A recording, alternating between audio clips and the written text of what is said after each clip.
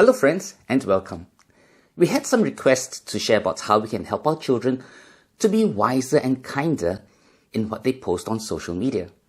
So this episode will deal with just that. For a start, allow me to share a few pertinent points from what we learned in the theology of the body to guide us in this endeavor. 1. We are made in the image and likeness of God, who is love. In fact, an eternal communion, an eternal exchange of love in the Holy Trinity. 2. As bodily and spiritual beings, we express this spiritual reality in and through our bodies. Since we are made in His image, we are called to loving communion, to be a gift to each other, to give and to receive love in and through our bodies, in the way we communicate with each other through our thoughts, our words, and our actions. Now 3, this love is not a fuzzy feel-good sentiment of sorts, but a decision, a commitment to will the good of another. And what is the greatest good that we can wish for another?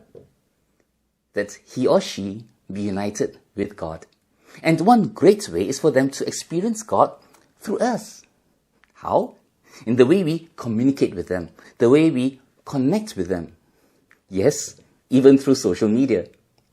With this in mind, I would like to suggest 3 main points that we can share with our children when talking with them about their postings on social media.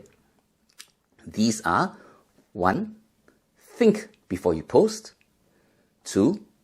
How can we stay safe? And 3. Does it glorify God? Let's talk about the first point. Think before you post. By this, I'm using T.H.I.N.K, T.H.I.N.K as an acronym. I found it on the internet and I thought it was pretty useful, though I'm not too sure of its original source. So if you happen to know the originator of this acronym, do let us know through the comments box below. Now, what do the letters T.H.I.N.K stand for? T challenges us to check if the information we receive is true or otherwise. I'm sure we are aware of the tremendous amount of fake news out there in social media. So it is important that we check on the veracity of the information that people send to us, or that we read on the internet. Encourage our children to check on the information from reliable news agencies, journals, with other respectable adults, or with us, before we forward it or repost it on our profile. H asks us if what we intend to post is helpful before we actually post it. In other words, does it build a communion of persons or does it destroy it? I encourages us to ask if a posting is inspiring before we send it out. N asks us if a posting is necessary. Very often, we are tempted to forward many messages from friends, relatives, and other contacts, right? And I'm sure we would have asked ourselves this same question. Was it really necessary to do so? And then K reminds us to be kind in what we say on social media. Do our words affirm others in their worth and goodness? Or do we use words that are hurtful? In this day and age, it is rather commonplace, sadly, to see nasty posts and comments from people, especially if they think they can remain anonymous and hide behind their screens. Having gone through the acronym THINK, T-H-I-N-K, I think another good question for our children to continually ask ourselves or themselves is this: will this post keep us safe? In an early episode, we had talked about sexting and the sending of sexually explicit materials through digital media. This is certainly one easy way to get ourselves in trouble. Besides getting into trouble with the law, these materials can be disseminated widely at the click of a mouse or a touch of a button. And these images will likely end in the wrong hands, with the wrong people, and may never ever be erased from the internet. There are other ways in which our children's posts may get them into trouble.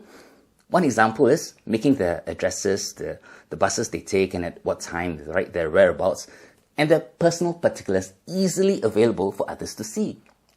There have been many examples of young people who have been accosted by strangers, including sexual predators.